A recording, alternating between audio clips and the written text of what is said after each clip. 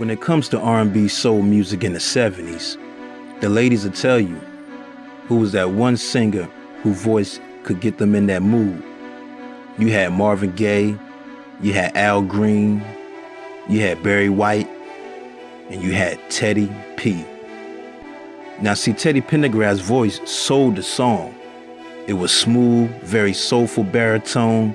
It was that powerful. Janet Jackson said in an interview that when she was young, she had fantasies of being with Teddy P as an adult because she thought he was singing to her. Teddy P also was the first black male singer to have 5 consecutive platinum albums. Teddy P. Man, let's get into his story, man, now. Teddy Pendergrass was born March 26, 1950 in Philadelphia, Pennsylvania. Now, see, growing up, he was the only child to his parents, Jesse and Ida. And his mother knew Teddy was special because she had like 6 miscarriages before making Teddy the 7th child, the God number. But his father, Jesse Pendergrass, left before he was born and moved in with another woman. Now his mother would have him in church all the time.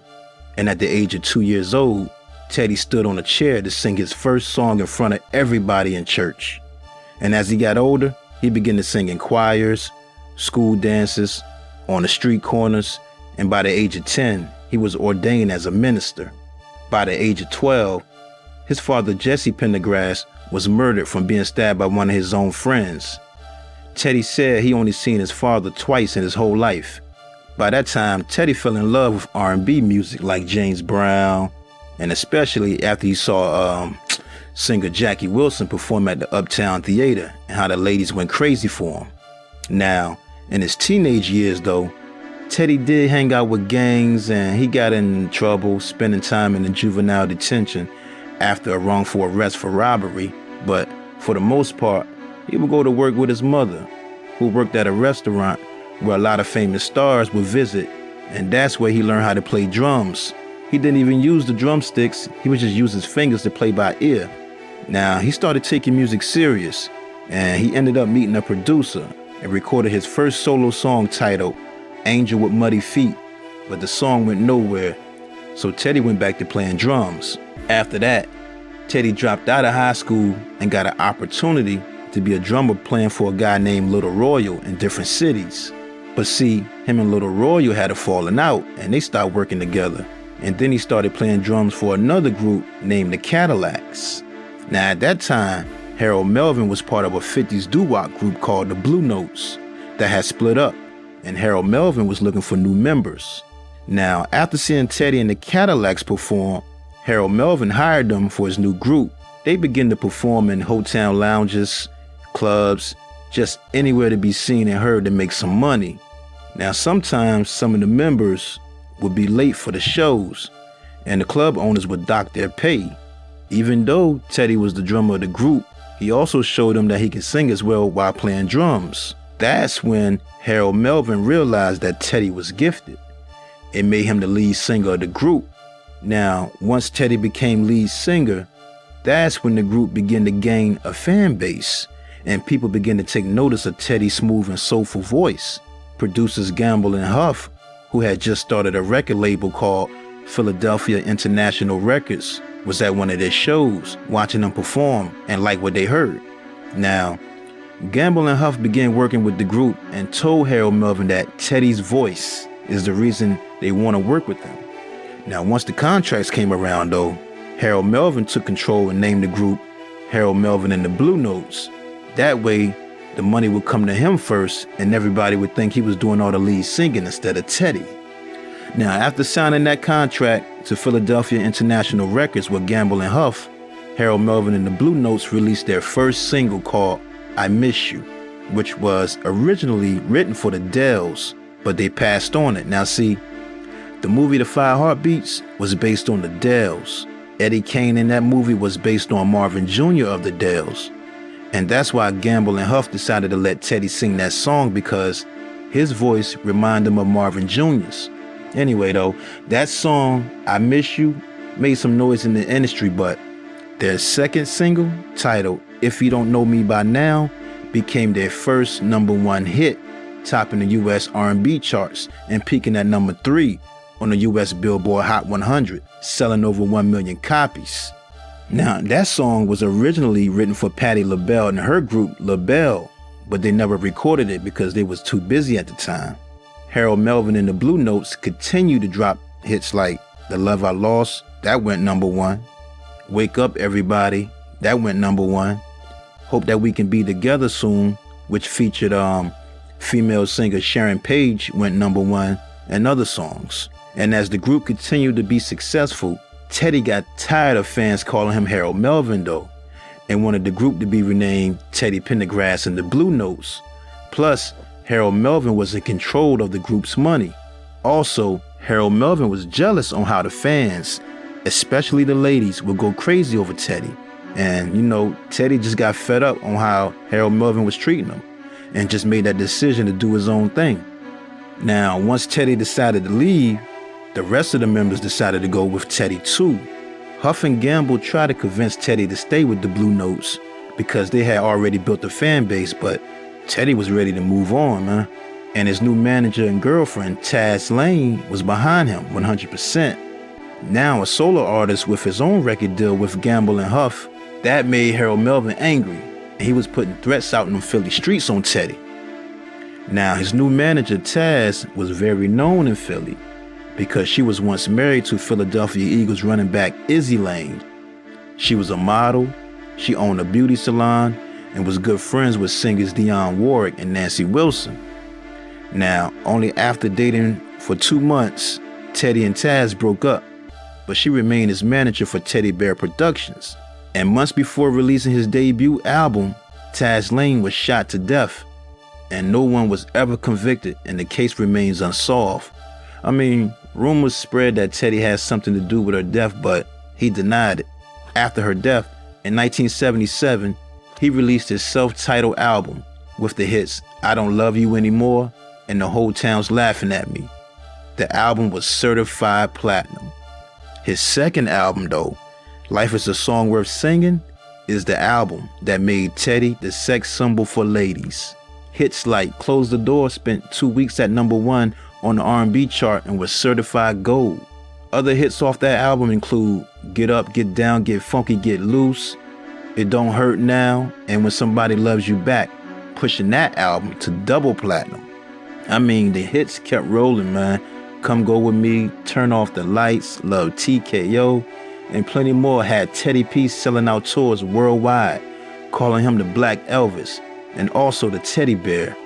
One tour he called for women-only concerts with women of all races. Audience members were given chocolate teddy bear-shaped lollipops to lick. I mean, they were throwing panties on the stage, going crazy for Teddy. Man, during that time, Teddy had a lot of power in Philadelphia, and a lot of people were jealous of him. He won an American Music Award for Favorite Soul R&B Male Artist in 1979, tied with Lou Rawls. He had a mansion with 34 rooms on 14 acres of land, horses, Learjet, and all types of luxury cars, endorsement deals with beer companies, and his own jeans called Teddy Jeans. They say cops would follow him everywhere he would go, trying to arrest him, harass him. Mobsters in the cities were trying to extort him. Somebody would cut his brake lines in his cars, hoping he'd crash. Even Marvin Gaye accused Teddy of taking his style from songs, and even growing a similar beard. Plus, Teddy was having an affair with Marvin Gaye's wife at that time, Jan Gaye. Rick James said he tried to give Teddy advice about the music business and told him stop messing with other men's wives and girlfriends, but he wouldn't listen. He also had problems with the Isley Brothers, Bobby Womack. I mean, everybody wanted a piece of Teddy some kind of way during that time. And on March 18th, 1982, after leaving the club with Tanika Watson, who was a transgender nightclub performer and prostitute, whose real name was John Watson, Teddy was driving his Rolls Royce fast when his brakes gave out and he lost control of the car, crashing into a guardrail, hitting 2 trees. Teddy and Tanika was pinned in that car for almost an hour before help would arrive. Now, Tanika somehow survived that crash with just minor injuries. I think just a chipped tooth or something she had. while Teddy was thrown into the back seat, leaving him with a spinal cord injury that left him paralyzed from the chest down, leaving him a quadriplegic. Now, after the accident, Teddy's sexuality would be called into question and rumors began to fly that he was gay, but Teddy never addressed the allegations. And after spending 6 months in the hospital, the doctors told him he probably only had 7 years to live. Once Teddy got home, he was suicidal and tried to convince his girlfriend Karen to help him end his life by giving him an overdose of sleeping pills because he couldn't do it himself because he was paralyzed. Now see, Karen really loved Teddy though. She used to be one of his dancers and she was there right by his side when he suffered severe depression and insomnia for years. It was her that made Teddy realize that his family, friends, and the fans were supporting him, which motivated him to work and regain the strength and singing ability. Teddy did marry Karen years later around 1987. Anyway, now I'm ready to record, but Teddy was having trouble getting a record deal because of his injury, but Asylum Records gave him a shot, and he recorded the album titled Love Language, which was also the debut for an unknown 21-year-old named Whitney Houston on the song Hold Me, which was her first chart hit. Also, by Whitney being on that song with Teddy, she lost a Grammy for Best New Artist in 1985 to Sade because they didn't consider her a new artist because she was featured on that song with Teddy.